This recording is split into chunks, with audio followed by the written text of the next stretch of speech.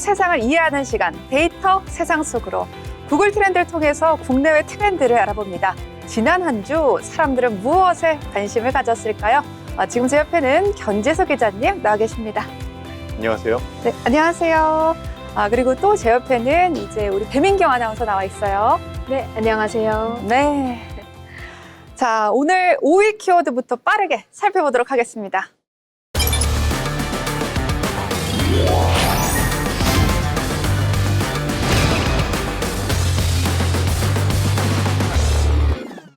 양문석입니다. 5,000건 이상 검색된 더불어민주당 국회의원이죠?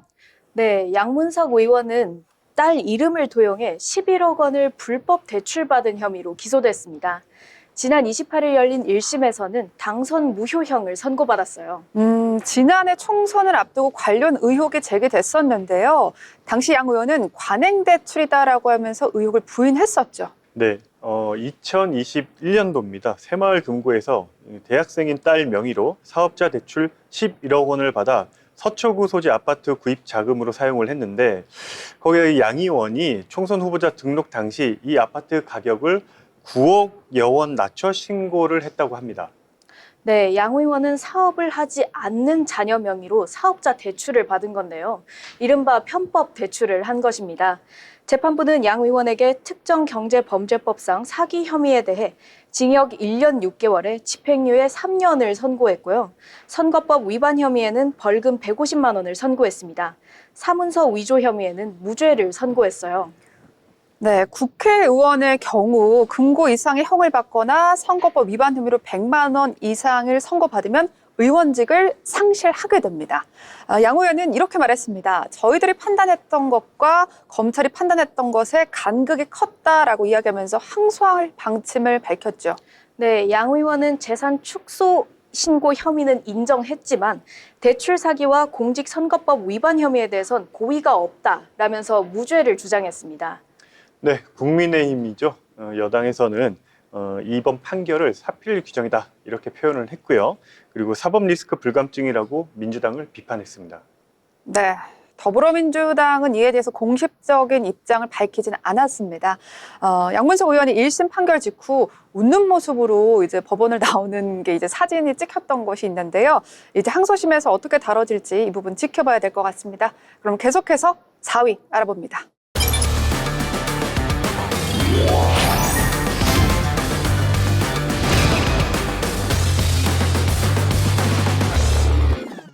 네, 3.1절입니다. 10,000건 이상 검색된 키워드죠. 여러분, 3.1절 어떻게 보내셨어요? 네, 저는 3.1절 또 우리 독립운동을 위해서 열심히 뛰신 순국 열사들을 위해서 멋진 밀정 같은 영화, 감동적으로 보고 여러 편의 영화를 보면서 정말 독립운동을 하신 분들이 힘들게 하셨구나 이런 생각을 하게 됐습니다. 제가 TV를 보니까 3.1절 특별 영화들이 굉장히 많이 개봉을 하고 또 그런 거 많이 틀어주더라고요. 케이블 그렇죠. 방송에서. 그래서 저도 그런 거 사실 하루 종일 내리봤습니다. 우리 민경 아나운서 어떻게 지냈어요? 저도 순국선열을 좀 기리면서 회사에 출근을 해서 일을 했습니다. 아니 3.1절에도 일 시키는 회사가 있어요? 저희 회사는 출근을 해야 돼서 출근을 해서. 세상에나 네. 만상에나 우리 어린 친구가 이렇게 고생을 했습니다. 자, 그래서인지 여러분 저희의 마음대로 연관 검색어의 태극기 그리고 대한민국이라는 단어가 보였습니다. 네, 1919년 조선이 독립한 나라임과 조선 사람이 자주적인 민족임을 선언하노라 라는 내용의 기미 독립선언서가 발표된 해죠. 이번 3.1절은 106주년을 맞이한 해라고 합니다.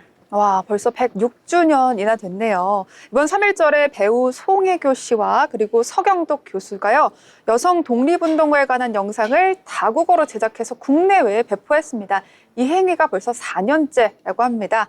이날 독립운동의 의미를 되새기는 이런저런 행사가 전국 곳곳에 있었던 것 같아요. 네, 이 지자체에서도 다양한 행사가 있었는데 경기도 평택시 같은 경우에는 이번 3.1절을 기념해가지고 평택호를 바탕으로 경기 둘레길 걷기 행사를 마련을 했고요. 미국 한인회에서도 3.1절 기념식을 개최하는 등 다양한 행사 소식이 있었습니다. 그렇군요. 곳곳에서 순국선열의 정신을 되새겼다라는 생각이 드는데 가수 현 씨가 기부 행사도 벌였다면서요?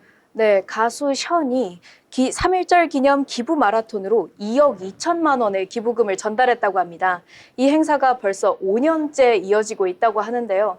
그런가 하면 집회라는 연관 검색어도 보였습니다. 네, 이렇게 기부 같은 좋은 소식도 있는 반면에 좀 시끄럽죠. 여당, 야당이 3.1절에도 어김없이 여의도와 광화문을 나눠가지고 대규모 탄핵 찬반 집회에 집결 또 동원됐는데요. 이 윤 대통령의 탄핵 심판 선고가 임박한 시점이라 이 여야 모두 막판 주말 집회에 화력을 집중한 것으로 보입니다. 네, 한편에서는 의미 있는 3.1절 행사가 또 한편에서는 탄핵 집회 시위가 이런 3.1절이 우리나라 역사에 또 한 번 있을까 싶은 생각이 드는데요. 자, 3위 키워드도 알아보도록 하겠습니다.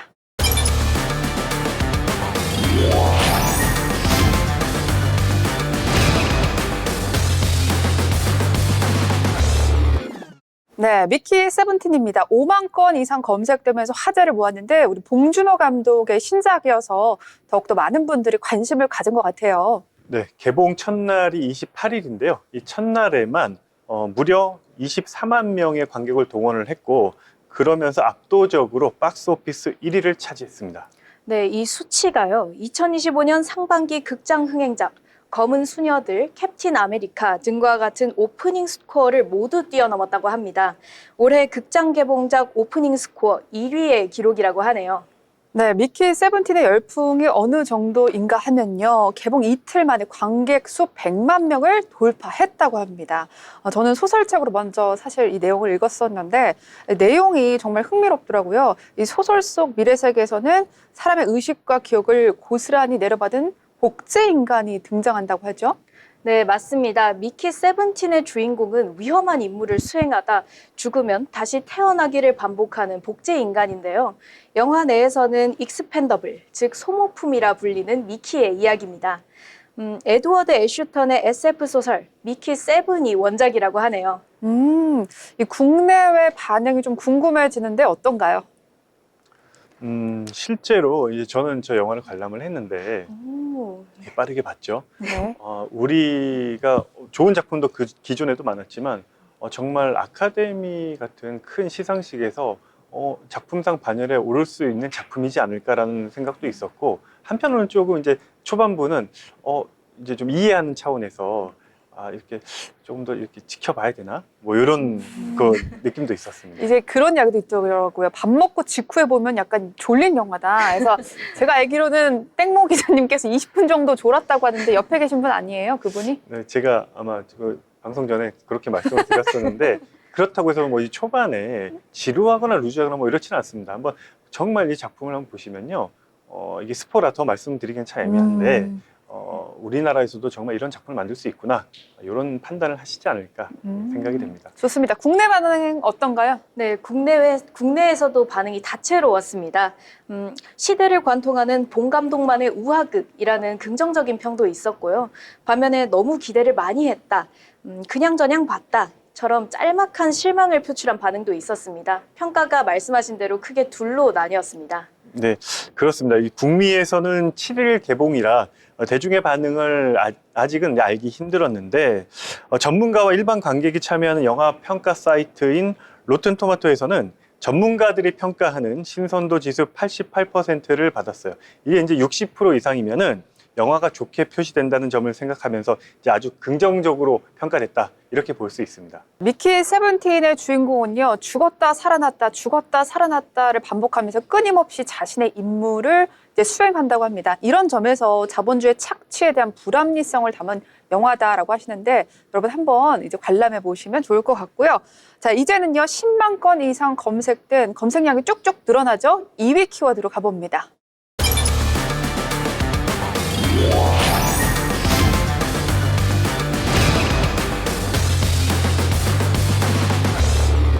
네, 네, 유우키입니다. 이거 일본인 유튜버 이름 아닌가요? 네, 맞습니다. 아이자와 유우키는 일본과 관련된 여러 정보들을 한국인에게 소개해주는 제일교포 유튜버입니다. 일본인의 일상을 보여주는 콘텐츠로 무려 121만 명의 구독자를 모으며 인기였다고 해요. 아, 저도 이렇게 영상 쭉쭉쭉 넘기다가 알고리즘에 떠서 한번 본 적이 있는데 연관 검색어에 사건, 무고죄 이런 단어들이 떠 있더라고요. 네, 지난 27일 유우키가 자신의 유튜브 채널을 통해 말하길 작년 한국을 방문했을 때 코스프레를 하는 여성과 알고 지내다 성추행 및 성폭행 혐의로 무고 고소를 당했다라고 말했습니다. 그리고 덧붙여서 현재 맞고소를 진행 중이다라고 이야기했습니다. 아, 이야기를 들어보니까 한 1년 전서부터 진행된 사건 같은데 1년 전이면은 꽤 오랜 시간 동안 이어진 것 같아요. 네, 지난해 4월이죠. 피해를 주장하는 이 여성 A씨는 SNS를 통해 유욱기를 만났는데 서울에서 유욱기와 술자리를 가진 이후 주점에서 유욱기가 자신을 성희롱했다. 이런 주장을 하고 있습니다. 네, 하지만 경찰이 CCTV 영상 등을 종합했을 때 유우키가 실제로 여성 A를 추행하는 모습은 확인하지 못했다고 합니다. 그래서 결국 경찰은 무혐의로 불송치 처분을 내렸어요. 그런데도요, 이 포인트가 좀 중요한 것 같습니다. 무혐의 처분 받았는데도 A씨는 사촌 오빠라고 주장하는 사람과 함께 유우키에게 8천만 원을 요구했다고 합니다. 그런데 A는 여전히 성추행 주장하고 있다고요? 네, 맞습니다. 인터넷 방송에서 여성 BJ로 활동 중인 A는 같이 술을 먹었다가 성추행을 당했다. 가게 CCTV를 확보했다라고 주장하면서요. A가 유우키한테 합의하자고 제안했더니 보복 협박을 당했다면서 유우키의 얼굴이 담긴 사진 등을 공개했습니다. 유튜버 얼굴이 나오는 게 뭐 대수냐라고 하실 수 있지만 유우키 씨 같은 경우는 원래 얼굴을 공개하지 않는 신비주의 유튜버로 120만 명의 구독자를 모은 사람입니다. 사실 굉장히 중요한 포인트인데 이번 사건으로 정신적으로 많이 충격을 받았다고 합니다. 네, 그래서인지 본인이 운영하던 이 채널을 더 이상 운영하기 힘들 것 같다. 그러면서 부계정을 포함한 채널을 삭제를 했는데 이 모든 건 법적으로 해결하고 있다고라는 얘기도 덧붙였습니다. 이 무고죄가 정말 사실이 된다면요. 무고죄라는 것이 굉장히 무서운 것인데 계속되는 법정 공방 이제 지켜봐야 될 것 같다라는 생각이 듭니다. 자, 그럼 마지막 1위 키워드 만나보겠습니다.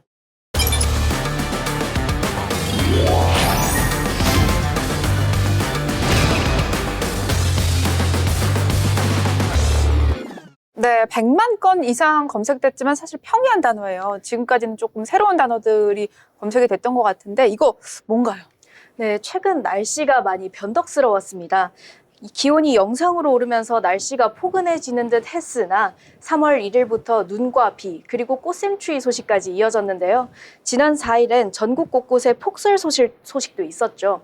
그런가 하면 평년보다 5도 이상 높은 3월 하순의 날씨도 보였습니다. 3월 1일엔 낮 기온이 18도까지 오르면서 한 달 정도 앞선 날씨가 찾아왔다. 이렇게 느끼셨을 것 같아요.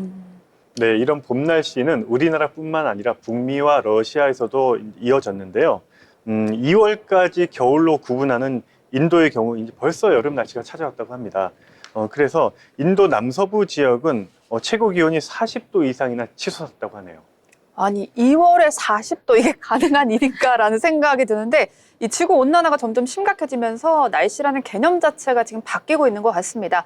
이번에 우리나라도 굉장히 더울까요? 네, 안타깝게도 그렇습니다. 국내 한 기후학자는 한국의 여름이 무려 이번 올해에는 4월에서 11월까지 이어질 것이다 라고 전망했는데요. 거기다가 최고 기온도 40도에 육박할 것이다 라고 이야기했습니다. 거기다 올해 봄은 여름 같은 봄이 될 거다 이렇게도 이야기했습니다. 그야말로 이상한 봄이 될 것 같다라는 생각이 드는데 제발 이 기후학자의 예견이 사실이 아니길 바랍니다. 저 40도는 정말 끔찍하거든요. 자, 오죽하면요. 벌써부터 냉방 걱정되신다는 분들이 있어요. SNS 살펴보니까 해시태그 미친 날씨, 해시태그 날씨 미쳤다. 뭐 이런 공격적인 단어들도 보이더라고요. 네, 이런 기후 변화 때문에 이 조류 인플루엔자도 빠르게 확산되는 추세입니다. 사실 이제 이 봄이 오면은 철새들이 북반구 쪽으로 도래해서 시간이 길어지고 미국의 조류 인플루엔자 유행 시기가 길어졌어요. 때문에 이제 우리 일상생활에서 흔히 구할 수 있는 달걀 이 달걀 공급에 차질이 생기는데 이 공급이 줄면서 지난해에만 달걀 가격이 65% 이상 올랐다고 합니다. 와. 네, 맞습니다. 기후변화가 세상 곳곳의 계절을 변화시키고 있는데요. 폭염, 한파, 대기오염 같은 기후변화가 실제로 국민의 건강을 크게 위협하고 있지만 대중은 물론 전문가들도 이에 대해 자세하게 알진 못하는 것 같습니다. 한국보건사회연구원의 기후위기 건강 적응을 위한 커뮤니케이션 전략보고서에 따르면요. 국민의 약 70%가 정부가 기후변화의 건강 영향을 잘 설명해주지 못한다. 라고 말했습니다. 네, 보고서도 보고서입니다만 아까 보여드렸던 사진 다시 한번 복귀해 보시면 계란 한 판이 거의 20달러에 가깝습니다. 이게 우리나라 돈으로 하면은 한 판에 얼마예요? 지금 24,000원? 23,000원 정도 되는 건가요? 그래서 제가 그런 뉴스를 본 적이 있어요. 미국에서 계란 대란이 일어났다. 너무 이제 기후변화로 인해서 우리 생활 경제까지 위협받는 이런 모습들이 보여지는데요. 결국에 여러분 이렇게 생각이 듭니다. 정부에서 기후변화와 관련된 정책에 대한 이해와 공감의 노력이 아직은 좀 부족하구나라는 생각이 들고 이제는 적극적인 대응이 필요하지 않을까요? 네, 지금까지 데이터 세상 속으로 국내 트렌드였습니다.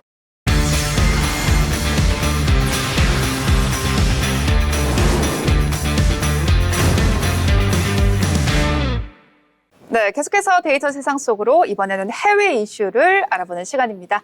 지금 제 앞에는 데이터 큐레이터 박의진 아나운서 나와 있고요. 네, 안녕하세요. 네, 오늘 굉장히 베이지색 의상을 입어서 뭔가 발랄하고 더 예쁜 것 같아요.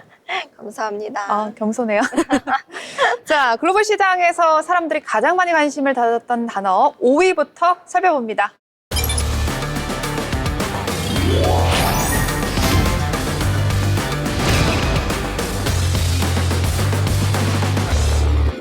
네, 루비 프랭크입니다. 이분이 육아 브이로거 인플루언서죠?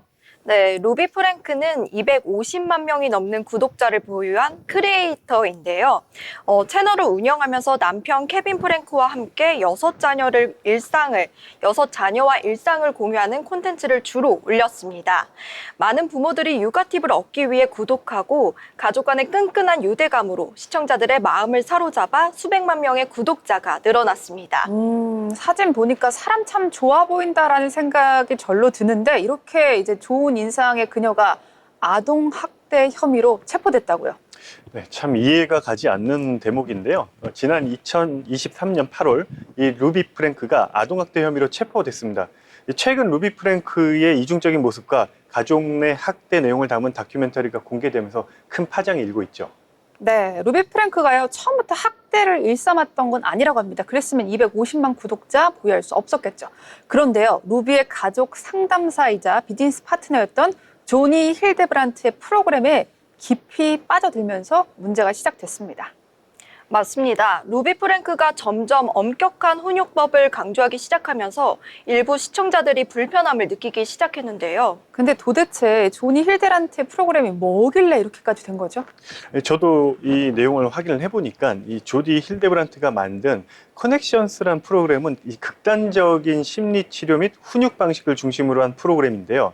자녀의 감정을 무시하고 부모의 규칙을 절대적으로 따라야 한다는 방법론이었습니다. 만약 아이가 이 부모의 규칙에 반하는 행동을 할 경우에는 부모는 아이와 더 이상 말하지 않고 감정적으로 단절을 선언합니다.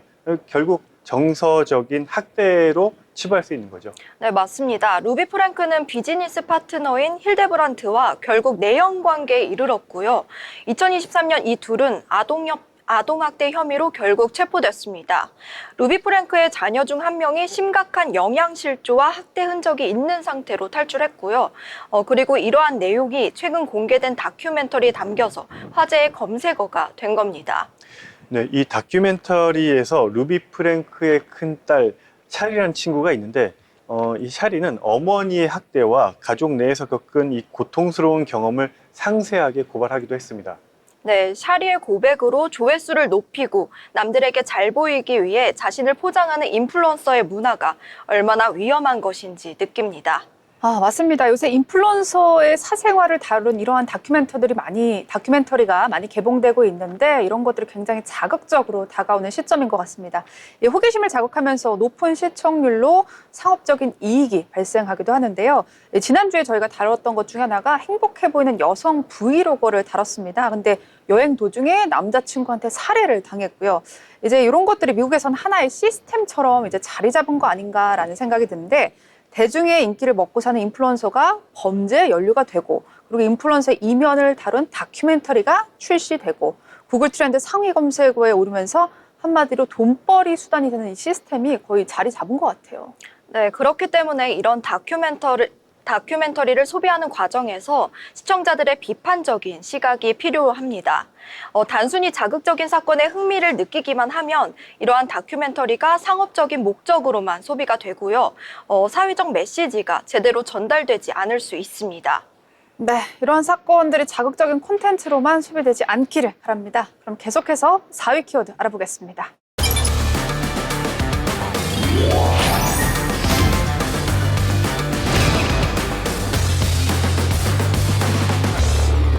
네, 앱스타인이라는 단어가 보이는데 이 제프리 앱스타인이죠. 이제 미국의 유명한 억만장자 금융인인데 성범죄에 연루된 사람 맞죠? 네, 앱스타인은 엘리트 사회 내에서 성접대 모임을 만들었었는데요. 미성년자 여성들을 성접대부로 고용했다는 혐의를 받았죠.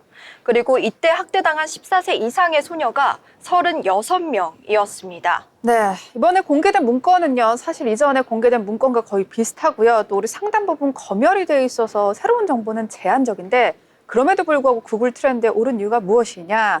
앱스타인의 광범위한 성범죄 네트워크, 누구가 있었냐, 이게 다시 한번 조명되고 있습니다. 그렇습니다. 유명 정치인, 기업인, 왕족 등이 포함되어 있는데 물론 우리가 고위 인사라고 칭하는데요. 앱스타인이 2019년 8월 뉴욕 교도소에서 자살을 했습니다. 그런데 사실 타살 의혹이 더 짙었죠. 맞아요. 사실 저도 타살이 아닐까라고 생각을 계속 하고 있었습니다. 그런데 성범죄 하니까 떠오르는 인물이 할리우드의 이제 거대 제작자 그리고 미투 운동의 도화선이 된 하비 와인스타인도 떠오릅니다. 수십 년에 걸쳐서 현역 배우나 배우 지망생에게 이제 성접대를 요구를 했었고요. 그런데 피해자라고 밝힌 사람이 당시에만 100명이 넘었죠. 네, 성추행, 성폭행 등의 여러 성범죄 혐의로 고소당했고요. 결국 2020년 뉴욕에서 유죄 판결을 받고 복역 중입니다. 이 사건이 미투 운동의 발달이 되었고요. 권력 남용 문제를 공론화하는 계기가 되었습니다. 때로는 사회 고위층 인물들이 그들의 지위와 영향력을 통해 성범죄를 쉽게 은폐하거나 묵인할 수 있다는 생각도 듭니다. 네, 계속해서 3위 키워드 살펴보도록 하겠습니다.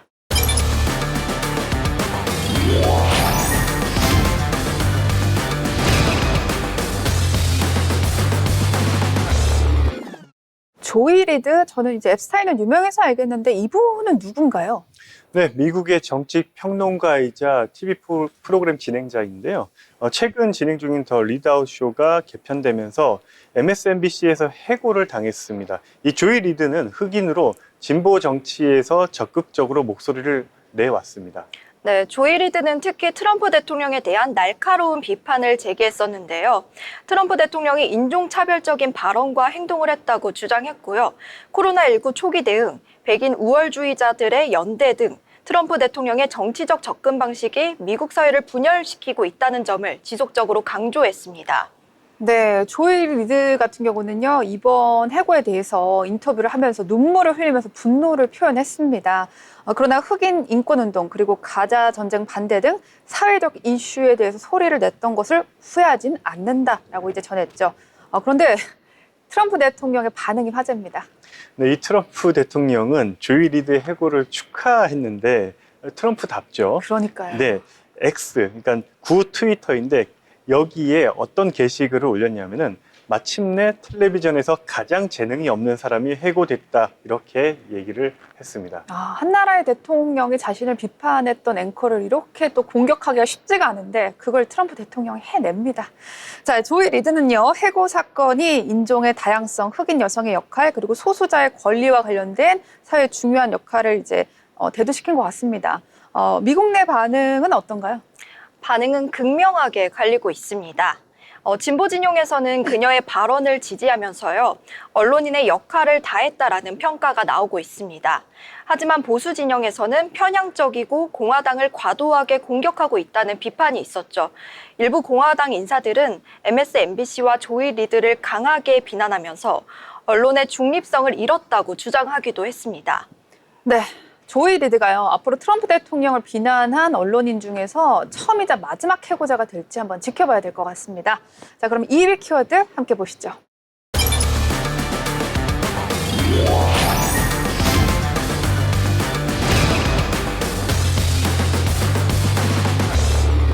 네, 최근 국제사회에서 큰 주목을 받았던 사건이죠. 젤렌스키 대통령과 트럼프 대통령의 회담이 생각보다 일찍 조기 종료가 되면서요, 외교적 긴장이 고조되고 있습니다. 네, 2월 28일 백악관에서 열린 회담에서 트럼프 대통령과 젤렌스키 대통령이 우크라이나 안전보장 문제로 충돌하면서 회담이 조기 종료됐습니다.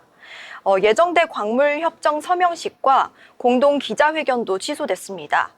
회담 후 트럼프 대통령은 젤렌스키 대통령이 평화를 원하지 않는다며 비판했고요.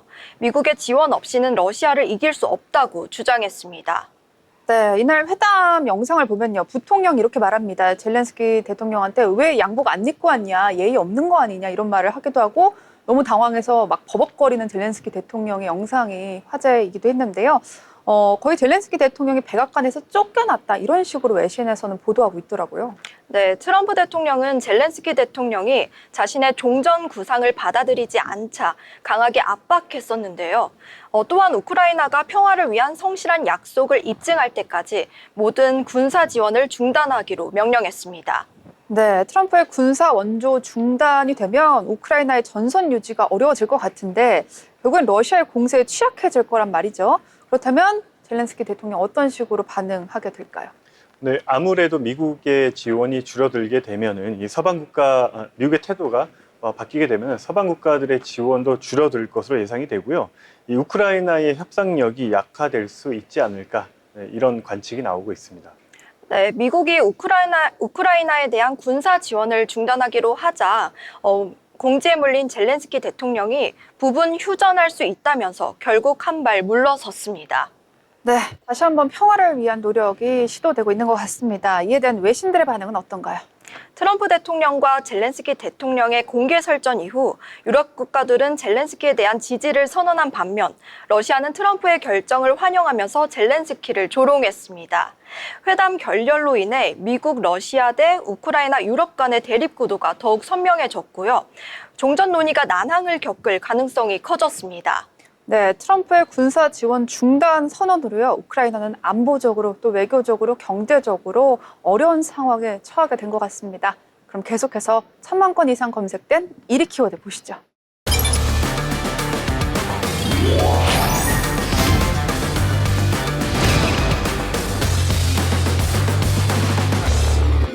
네, 진 해크먼인데요. 안타까운 소식입니다. 헐리우드의 전설 진 해크먼이 미스터리한 죽음을 맞이했습니다.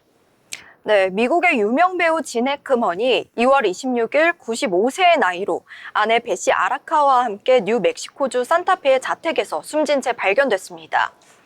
사실 95세라고 하면은 이게 왜 미스터리한 죽음인가 뭐 이런 생각이 들거든요. 근데 왜 그런 건지 소개 좀 해주세요. 네, 이 발견됐을 당시 시신의 부패도가 심했고 미라화가 진행 중이었다고 합니다. 그리고 열흘 가까이 방치된 것으로 알려져 있는데, 진 해크먼은 현관에서 또는 부인은 욕실에서 사망을 했는데, 욕실에서 처방 약병들이 흩어져 있었으며 이 외상 흔적이나 유서는 발견되지 않았다고 합니다.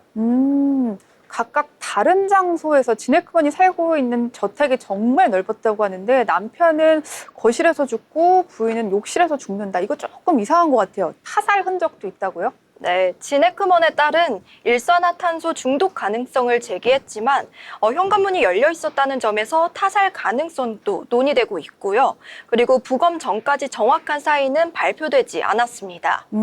그렇다면 유족 반응은 어떤가요? 네, 유족들의 공식적인 입장이나 반응은 아직까지 없고요. 이 진 해크먼이 남긴 유산이 무려 1,000억이 넘는다고 합니다. 그러다 보니까 여러 가지 이제 앞으로도 얘기들이 많이 나올 것 같은데, 이 사망 원인과 관련된 최종 결과는 시간이 좀 다소 걸리지 않을까, 이렇게 사료가 됩니다. 네, 진해크머는요, 그야말로 말 그대로 리빙 레전드, 할리우드의 전설입니다. 이제 아카데미에서 나무 주연상과 조연상을 모두 다 받은 배우죠. 네, 맞습니다. 진해크먼은 2003년에는 골든글로브에서 평생 공로상도 받았던 배우이기도 하고요. 영화 프렌치 커넥션에서 아카데미 나무주연상을 수상했고, 영화 용서받지 못한 자를 통해 아카데미 나무조연상을 받기도 했습니다. 후배 연기자인 벤 스틸러, 다니엘 데이, 루이스 등은 그를 거대한 존재라 칭하며 애도를 표했습니다. 네, 오늘 해외 트렌드 배우들의 죽음과 관련된 소식을 전해서 마음이 조금은 무겁습니다. 다음 주는요, 조금 더 밝은 소식으로 돌아올 수 있기를 기대해 보도록 하겠습니다. 지금까지 해외 트렌드였습니다.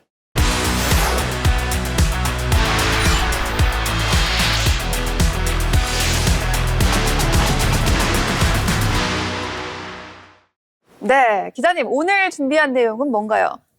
네, 혹시 페이퍼 컴퍼니 한 번쯤은 들어보셨을 텐데 두 분 한번 들어보셨나요? 이거 영화나 드라마에서 볼 법한 소재인데 이름은 많이 들어봤는데 저는 이런 회사가 실제 존재했다는 걸 본 적은 또 없거든요. 네, 저도 영화 드라마에서 재벌들이 비자금을 이제 조성하기 위해서 만드는 회사라고 알고 있는데 맞나요? 네, 보통 영화나 드라마 소재로 말씀하신 대로 그런 소재로 많이 쓰이는데요. 이 비자금을 조성하는 회사, 그리고 그러다 보니까 이 비밀로 한 회사, 이런 이미지가 있긴 합니다. 네, 그래서 페이퍼 컴퍼니의 주인공들이 대부분 악당으로 나오잖아요.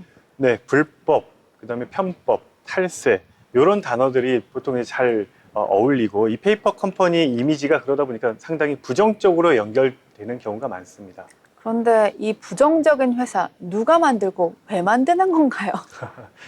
보통 탈세나 부당한 수익을 감추고 싶은 사람들이 이제 만들겠죠. 과거에는 원래 이 자본금 5천만 원에 등기이사, 그러니까 서류상으로 이사가 3명 이상 있어야 이 회사를 설립할 수가 있는데 지난 2012년, 그러니까 10여 년 전에 상법 개정으로 인해 가지고 자본금이 단돈 100원만 있어도, 그리고 대표이사가 단 1명만 있어도 설립이 가능해졌습니다. 그러니까 그만큼 만들기 수월해졌다는 얘기겠죠. 그러다 보니까 이걸 만들고 없애고 만들고 없애고 이런 악순환이 계속되고 있는 겁니다. 아니 그럼 100원만 있으면 만들 수 있으면요. 1명만 있으면 만들 수 있으면 저도 지금 당장 만들 수 있나요? 그렇습니다. 뭐 당장 만드실 수 있고요. 원래 이 페이퍼 컴퍼니라는 어감이 좀 부정적이어서 그렇지만 실제로 이 합법적인 겁니다. 우리가 흔히 SPC, 특수 목적 법인이라고 이제 칭하는데 보통 합법적으로 이런 그 회사를 설립한 이후에 잘 활용하는 경우도 있고요. 기업의 입장에서는 경비라든가 이런 부분을 절감할 목적으로 설립하는 사례도 왕왕 있습니다. 다만 이 탈세를 목적으로 이제 악용이 되다 보니까 아무래도 말씀드린 대로 부정적인 이미지가 굳어지게 된 거죠. 근데 저는 아직까지 페이퍼 컴퍼니가 좋게 활용된 사례를 본 적이 없는 것 같아요. 맞습니다. 그러니까 오늘 취재해 주실 내용이 페이퍼 컴퍼니와 관련이 되어 있는 어떤 기업의 이름이 나오는 그런 건가요?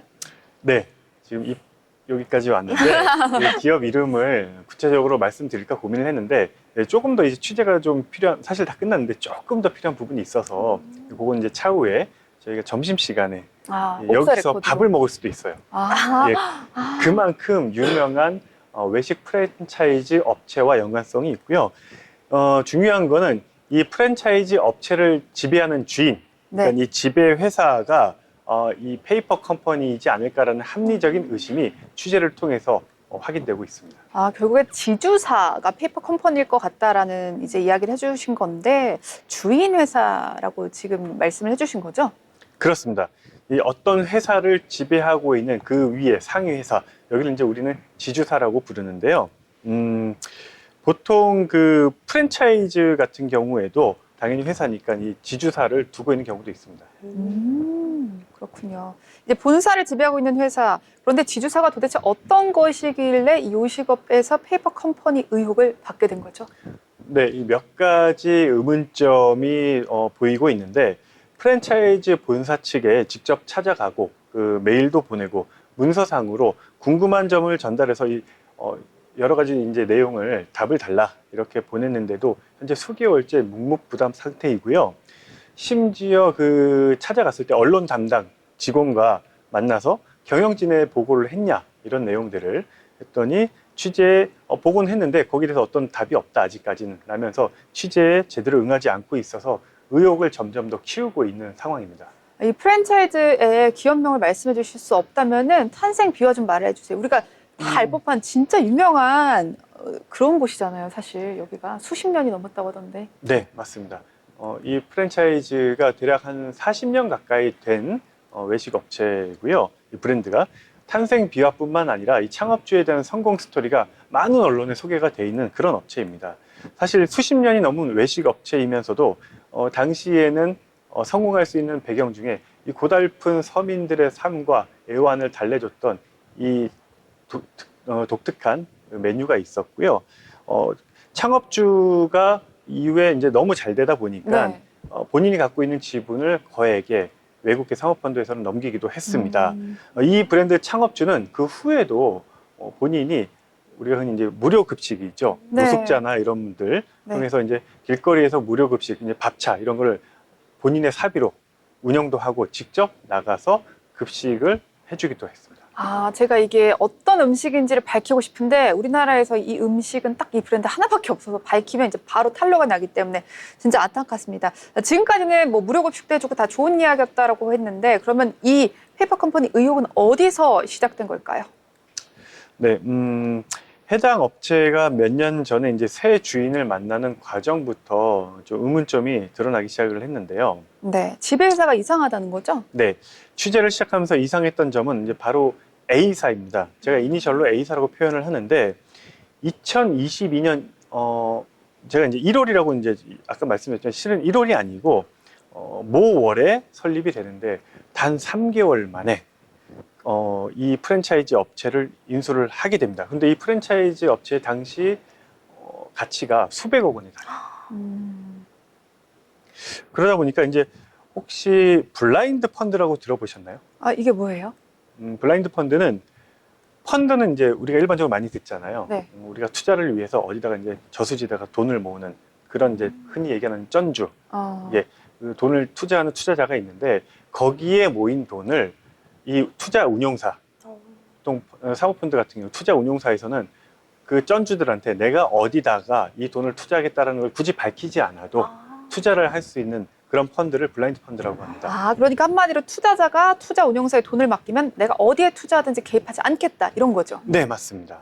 그러니까 투자 운용사가 수익을 보기 위해 투자처를 찾게 되는데 이게 어떻게 보면 남의 돈을 본인들 마음대로 할 수도 있잖아요. 네, 그러니까 네. 사실상 잘 굴리지 않고 감시가 소홀하면 이제 눈먼 돈으로 활용될 수도 있는 여지가 있는 겁니다.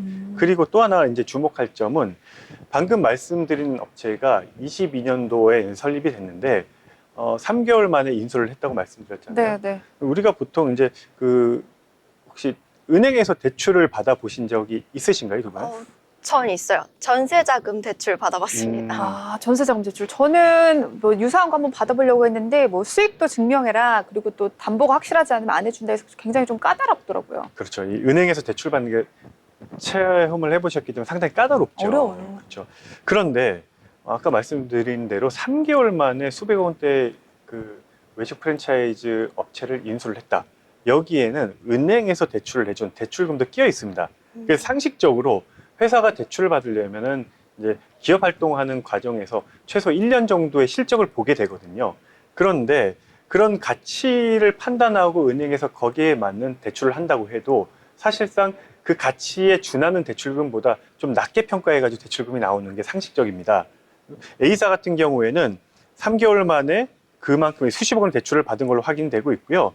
또 그 프랜차이즈를 인수하는 자금으로 활용되기도 했습니다. 아, 그러니까 회사 설립 3개월 만에 은행에서 수십억 원 대출을 해줬다. 이게 상식적으로 이해가 안 되는 거잖아요. 네, 자료 화면을 잠깐 보시게 되면요. 이것과 이제 좀 비슷한 사례이긴 한데, 실제로 페이퍼 컴퍼니를 중간에 만들어 놓고요. 그 이제 특정 회사를 만들어 놓고 또 바지 사장을 앉혀놓고, 그러니까 실소유주는 사실상 따로 있는 경우가 이제 지금 자료 화면에 보시는 저 내용이고요. 저희가 이제 준비한 내용에 명확하게 표현할 수 있는 그런 내용이 저간 조금 좀 상이하긴 합니다. 그런데 이 몇 가지 의문점을 해소하기 위해서, 그리고 여기 회사에 사실상 이제 아까 제가 바지 사장으로 표현을 했는데, 네, 네. 예, 혹시 궁금하지 않으세요? 어떤 바지 사장 분이 누군지. 그쵸. 맞아, 어떤 네. 분이 대표인지. 저는 이 업체명도 궁금하고 네. 바지 사장도 궁금해요. 사실 이제 업체명은 제가 이따가 점심 먹으면서 말씀을 드리도록 하고 여기 나오는 이 사실 수십 원의 대출을 받을 수 있는 분 이분이 이 회사의 1인 그러니까 임직원이 단 한 명이에요. 그러니까 직원도 한 명, 그분이 대표이사예요. 대표이자 직원이자 총무인 거예요? 그렇습니다. 그러니까 모든 걸 다 하시는 분인데 실제로 이런 분이 출근을 할까요? 안 하죠. 그렇죠. 그래서 제가 직접 한번 확인을 하러 찾아가 봤습니다. 이런 몇 가지 의문점을 해소하기 위해서 이제 이 회사의 본점 소재지가 강남에 위치해 있는데요. 네. 일단 입구부터 좀 이상했습니다. 왜냐하면은 일반적으로 우리가 회사를 방문을 할 때 현관이라든가 엘리베이터 그 곳곳에 내가 가고자 하는 방문 목적의 회사의 그 CI 간판이라고 하죠. 네. 상호명이 붙어 있어야 되는데 이런 걸 전혀 찾을 수가 없었습니다. 아니 간판이 없다는 게 말이 되나? 이게 수백억 원의 유명 프랜차이즈 업체의 지주 회사가 간판도 없이 운영이 되고 있다? 이게 말이 돼요? 종종 투자 목적으로 하는 그러니까 SPC 같은 경우에 뭐 그런 점을 감안하더라도 이해하기 쉽지 않은 부분이긴 한데요. 아까 이제 방송 초반에 말씀드렸었죠. 특수 목적 법인은 서류상에 존재하는 경우도 있습니다. 그러니까 서류상으로만 존재를 하고 실제 뭐 이렇게 상호나 이런 걸 붙이지 않는 경우도 있긴 해요. 네. 하지만 이제 좀 특이한 케이스이긴 합니다. 네. 그런데 그렇다고 해도 말씀하신 대로 수백억 원의 가치가 있는 유명 프랜차이즈를 인수하는 회사가 간판 하나가 없다? 그런 식으로 운영된다? 매우 이상하지 않나요? 그렇죠. 그리고 출근까지 안 한다고 하는데 혹시 이 총무이자 임직원이자 대표이자 직원이신 이분 실제로 만나보셨나요? 만나보려고 몇 번 시도를 했었는데 당연히 만나지는 못했습니다.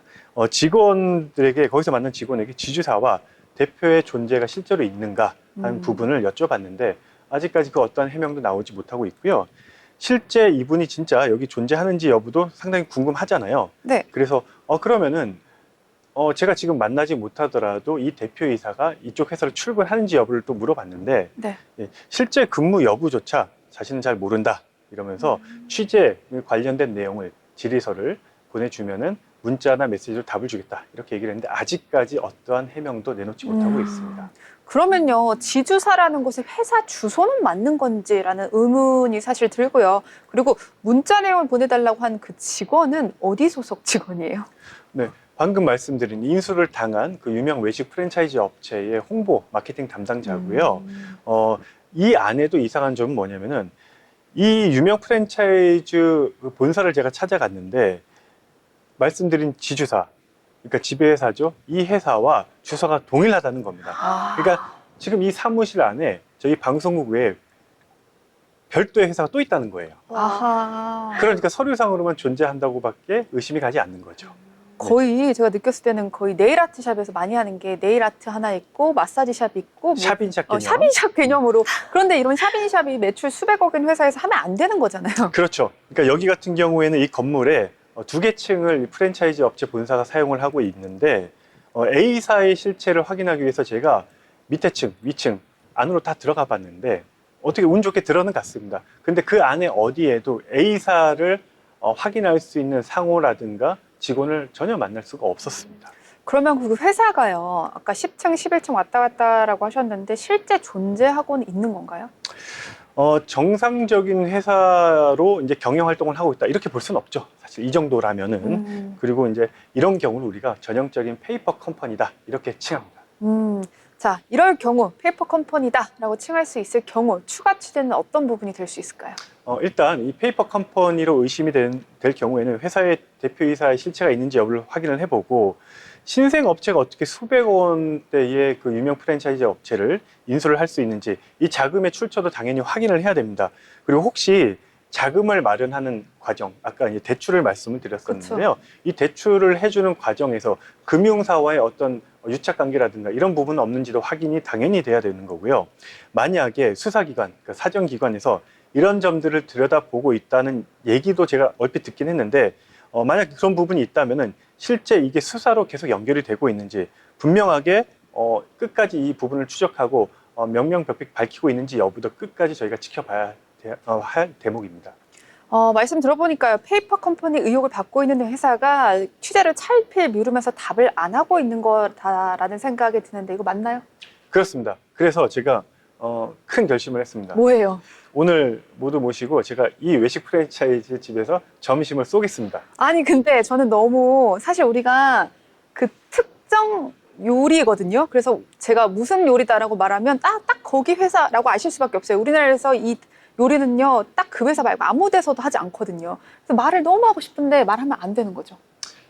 사실 저도 이제 자주 애용하는 네, 여기 되게 유명한 프랜차이즈고요. 서민들의 식당이에요. 네, 방송 전에 제가 살짝 말씀드렸었는데 가보시지 않았나요? 누구나 대한민국 사람이 한 번은 가봤죠? 네, 그렇죠. 가봤죠. 네, 뭐 메뉴까지는 제가 여쭙지 않아요. 네, 맞아요. 여기서. 네. 네, 그래서 저희가 이제 사실 이런 유명 외식 프랜차이즈도 이런 페이퍼 컴퍼니라는 어떤 구조상의 허점을 잘 이용을 하게 된다면은, 그러니까 잘은 아니죠. 악용을 하게 된다면은 손쉽게 사실 이 업체는 무자본 인수를 했다. 그러니까 내 돈 단 1원도 들이지 않고 수백억 원대의 유명 프랜차이즈 업체를 인수했다. 지금 이런 의혹을 갖고 있거든요. 그렇죠. 네, 그래서 이런 부분들을 수사기관이 나서서 명명백히 이렇게 밝혀야 되지 않을까 네. 이렇게 판단이 됩니다. 네, 감추는 것이 없다면 굳이 이럴 필요가 있을까라는 생각이 드는데요. 또 다른 취재가 있다고요. 네, 사실 이 프랜차이즈 업체를 취재하면서 우리가 흔히 이제 1인 기업, 아까도 말씀드렸지만 1인 기업에 대한 얘기를 하고 있는데 1인 기업이라고 하면 일반적으로 어떻게 생각이 되세요? 큰 회사로 생각이 되시나요? 아니면은 뭐 이렇게 영세한 이런 느낌으로 개인 받아들이시나요? 사업자, 저 같은 젊은 친구들이 하는 뭔가 공간이 없어서 1인 기업을 차리는 뭔가 그런 느낌이거든요. 네, 작은 기업이나 뭐 프리랜서도 포함될 수 있을 것 같아요. 네, 그렇습니다. 그래서 정부에서도 1인 기업을 지원해주는 많은 프로그램들이 있고요. 물론 중앙정부뿐만 아니라 각 부처, 지자체에서도 1인 기업들을 지원해줘야 된다. 그래서 우리가 이제 흔히 스타트업이라고 하는 부분들, 이걸 양성하자는 그런 내용의 프로그램도 많고 지원 사업도 많습니다. 그런데 이 업체 같은 경우에는 수백억 원의 그 회사를 인수하면서 1인 기업이 인수를 한 거거든요. 그쵸. 그러니까 이게 뭐냐면 페이퍼 컴퍼니를 통해서 이런 편법을 저지를 수 있다. 그러니까 이런 부분들, 편법, 불법적인 부분들을 충분히 이제 방지하거나 막아야 되지 않겠냐. 그러니까 상대적으로 1인 기업이 영세하고 이렇게 어려운데 한쪽에서는 페이퍼 컴퍼니라는 거를 악용을 해가지고 큰 돈을 벌고 또 기업을 인수를 하고 이런 일이 벌어지고 있다는 거죠. 정말 1인 컴퍼니, 페이퍼 컴퍼니가 다양한 용도로 이런 말 하면 될지 모르겠습니다만 다양한 용도로 활용되고 있구나라는 생각도 사실 들어요. 네, 그리고 이뿐만 아니라 이 때문에 이제 정부에서도 여러 가지 이 페이퍼 컴퍼니 관련된 조항이라든가 그다음에 법 관련된 규제를 많이 만들어야 된다 이렇게 하고 있고요. 유력한 대선 후보로 지금 활동하고 있는 민주당의 이재명 대표 같은 경우에는 과거에 이런 내용을 SNS에 올렸습니다. 입찰용 페이퍼 컴퍼니 단속으로 급감하고 있다. 이분이 이제 경기도지사를 역임했지 않습니까? 네, 네. 당시에 올린 그 글로 지금 사료가 되는데 리베이트를 먹는 건 이제 뭐 기본적인 것이고 이제 부당 이득이나 부실 공사 가능성이 커진다.